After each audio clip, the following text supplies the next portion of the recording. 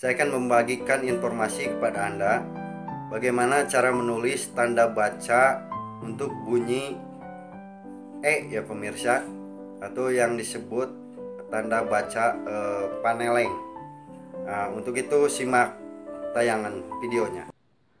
Pemirsa, sekarang coba perhatikan kembali.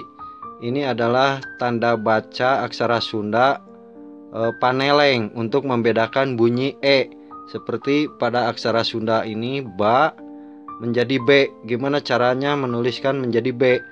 Nah, ini pemirsa, ini adalah aksara Sunda ba. Nah, untuk menjadi bunyi B ya, di sini ada tambahan di depannya seperti ini. Nah, ini tanda baca paneleng pemirsa di depan. Jadi kecil ya, di depan huruf ba ada tanda baca paneleng. Nah, ini bukan ba lagi dibacanya ini ya, tetapi jadi B ya. Ini bersatu ya pemirsa.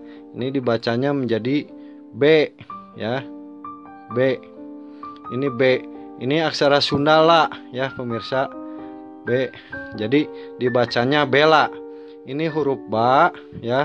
Bagaimana menjadi B? Yaitu ada tanda baca paneleng ini ya, tanda baca paneleng penambahan. Ini aksara Sunda ba, tetapi kalau ada tanda baca paneleng dibacanya B ya. Jadi ba B ya, ba B. Nah, inilah aksara Sunda la. Kalau nulis bela seperti ini, ba-nya ada penambahan ini tanda baca paneleng ini ya pemirsa. Jadi bela. Nah, ini huruf la.